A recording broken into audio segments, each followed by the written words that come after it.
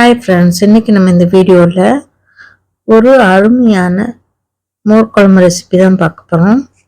மாம்பழ மோர் குழம்பு இதை எப்படி செய்யணும்னு பார்க்கலாம். வாங்க வீடியோக்குள்ளே போகலாம். மாம்பழ குழம்புக்கு ஒரு தேங்காய் பேஸ்ட் அரைச்சிக்குவோம்.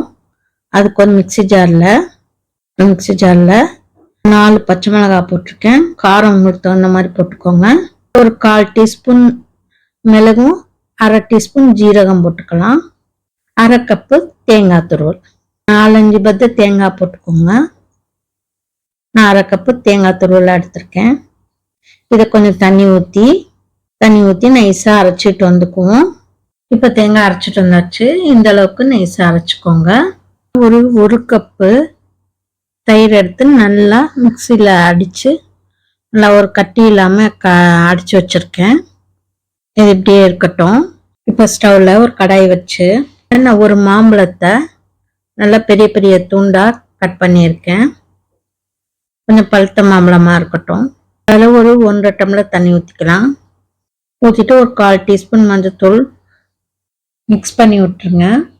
மிக்ஸ் பண்ணி விட்டுட்டு நல்லா வேகட்டும். இதில் தேவையான அளவு உப்பு போட்டுக்கலாம். போட்டு நல்லா மிக்ஸ் பண்ணி விட்டுருங்க. இதில் கொஞ்சம் கறிவேப்பிலையும் போட்டுக்கலாம். வெந்தோடனே நம்ம இந்த அரைச்ச தேங்காய் மசாலாவை இதில் போட்டுக்கலாம். போட்டுட்டு மிக்சி ஜாரில் கொஞ்சமாக தண்ணி ஊற்றி கழுவி ஊற்றிக்கலாம். ஊற்றிட்டு நல்லா மிக்ஸ் பண்ணி விட்டுருங்க. மிக்ஸ் பண்ணிவிட்டு உப்பு காரம்லாம் பார்த்துக்கோங்க. நல்லா மிக்ஸ் பண்ணிவிட்டு இது ஒரு 2 நிமிஷம் கொதிக்கட்டும். இப்போ 2 நிமிஷம் ஆயிடுச்சு. இதில் நம்ம அடித்து வச்ச இந்த மோரை, இந்த தயிரை ஊற்றிக்கலாம். நல்லா புளிப்பான தயிராக எடுத்துக்கோங்க. அப்போ தான் நல்லா டேஸ்ட்டாக இருக்கும். ஊற்றிட்டு மிக்ஸ் பண்ணி விட்டுட்டு ஸ்டவ் ஆஃப் பண்ணிடுங்க.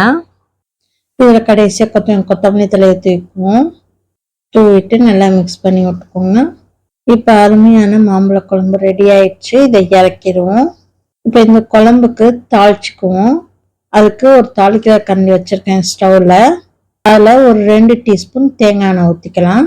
ஒரு குழம்பு தேங்காய் எண்ணெயில் தாளிச்சிங்கன்னா ரொம்ப அருமையாக டேஸ்ட்டாக இருக்கும்.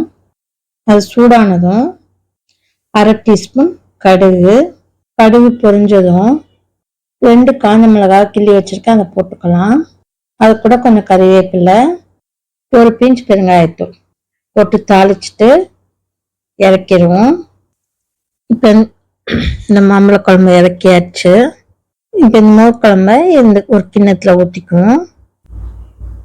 இப்போ இதில் நம்ம தாளித்த இந்த தாளிப்பை இதில் ஊற்றிக்குவோம். ஊற்றிட்டு லைட்டாக கலந்து விட்டுக்கோங்க. இப்போ அருமையான மோர் குழம்பு ரெடி ஆயிடுச்சு. மாம்பழ மோர் குழம்பு ரெடி ஆயிடுச்சு. இப்போ ஒரு தட்டில் சூடான சாதம் போட்டு குழம்ப ஊற்றிக்கலாம்.